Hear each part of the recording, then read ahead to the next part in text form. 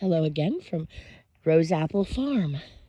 I'm standing in the original orchard, admiring the trees and hoping I will be able to identify them shortly. And just past this lonely looking tree and this strange clump of tall ornamental grasses, there is a field. It's a field. She put a little garden in the corner of the field, the previous owner. And I'm going to swipe those panels. I have a different project for them. There isn't anything here that won't be reused somewhere on the place. I'm not made of money. I have to reuse what I have. And what I have is pretty cool. I have this absolutely beautiful spot. You know, the trees are the edge of my pasture. There's going straight across. There's a second pasture beyond the trees that doesn't show because, well, the trees. Anything that you see rising as a hill is not part of my property. I don't have anything cool that rises, so that rise over there is not mine. I just have this low area. And it's not too low. It doesn't flood. I checked. But this is Rose Apple.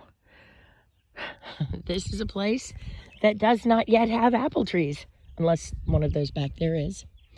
But there are 20 apple trees waiting to be planted today, and there will be apples in 3 to 5 years. This fence is just, shrieking out for some work. I'm planning to plant along the driveway. It's a beautiful space. But you're looking at what will be 2 rows of apple trees. There's 14 apple trees, 4 pear trees, 1 cherry, and 1 plum. The apple trees are a mixed grouping of 5 varieties. There are 2 varieties of pear. And the plum and the cherry are both self-fertilizing. So, I am Anne, or Carla Ann. Depends on who you ask. My parents still call me Carla, as do my sisters. My newer friends called me Anne, my older friends call me Carla. And it's all good. I'm almost up the driveway, which for a chubby desk jockey, this is a bit of a walk. But that's another reason why I'm changing our lives. I'm tired of being fat. I'm tired of desks. I'm tired of being indoors all day. I've wanted trees and sunshine and 4 seasons. This is spring.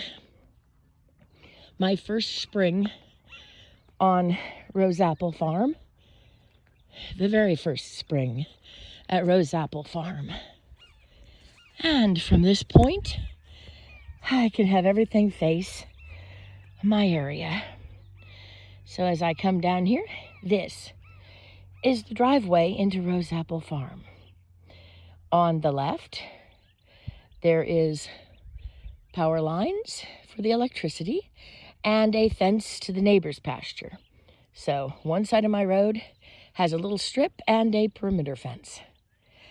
This side divides my driveway from the pasture. Now, it's a beautiful pipe fence, but it will have to be lined with a wire mesh because we plan to also have goats. And, well, goats will go right through the pipe fence. So will chickens. Eventually, there will be chickens.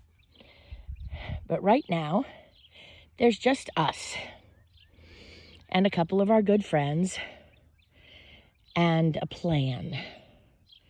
By the end of today, the trees will be in. Will they all survive? I have no idea.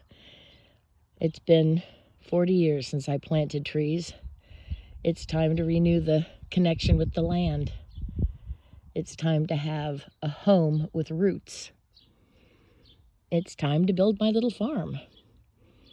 Will it be a farm like, with big tractors and crops? No, I'm organic. It will be apples grown without chemicals. And I'll run the sheep around the trees to graze and let them fertilize the trees. I will gradually clear into the woods, not taking all the trees. We're going to work on a sylvan pasture where you remove some of the brush. You leave the trees that have animal homes in them because you don't want to rob the animals of their places that they're nesting. But there's some mature lumber that we'll be able to take off because around here, when the tree gets to maturity, it has a ticking time to it before it dies. It isn't the kind of place where trees just go on and on and on and on. It's a constant rotation. So we'll be taking out the mature trees that have some lumber value. And we will be carefully selecting young trees of the same species to grow them out to replace the ones we remove. There's a lot of young trees in this woods.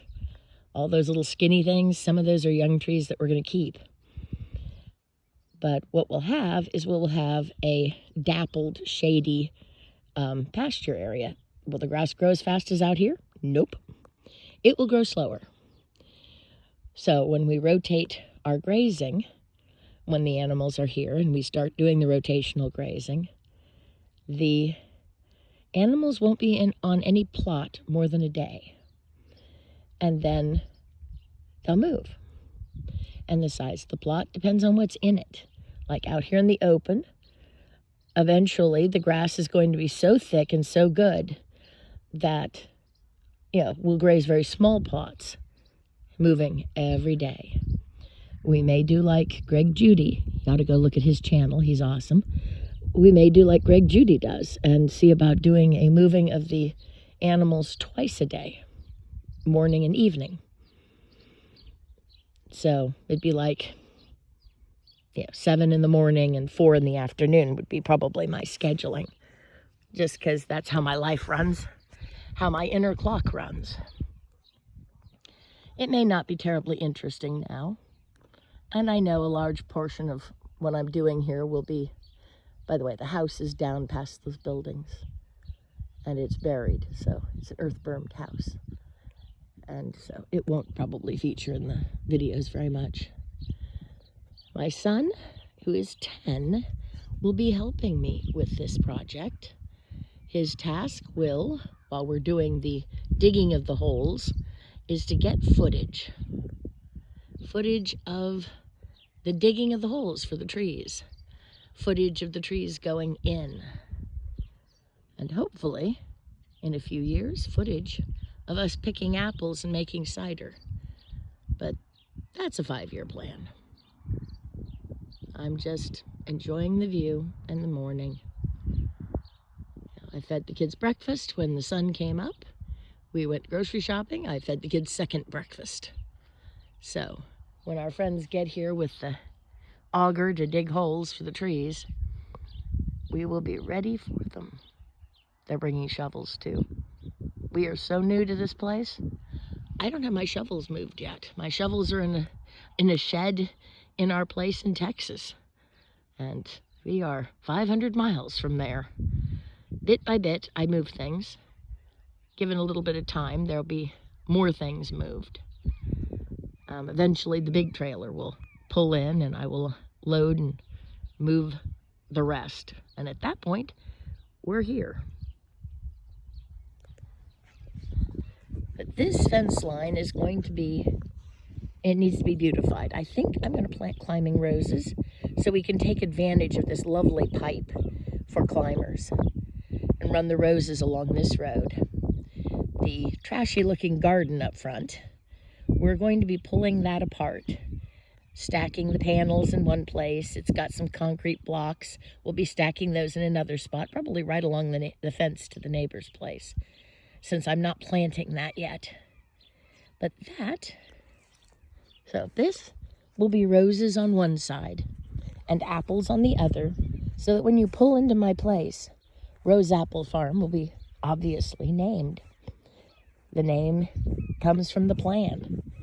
The plan is in process, bit by bit, little bit by little bit. And I'm a dreamer and a planner. Oh dear, the kids left trash out here. I'm gonna have to send them out with a bag. But the ground is soft. It's a nice loamy soil. And, it's just nice loamy soil. Gate here for convenience for getting into the orchard. So again, the placement of the orchard is really good. I will be fencing about 40 foot out will be where the fence will run that will separate the orchard from the rest of the pasture. Give the trees a chance to get going without interference. And once I've got each tree fenced off with its little mini fence, then the little field can be one of the rotational grazings.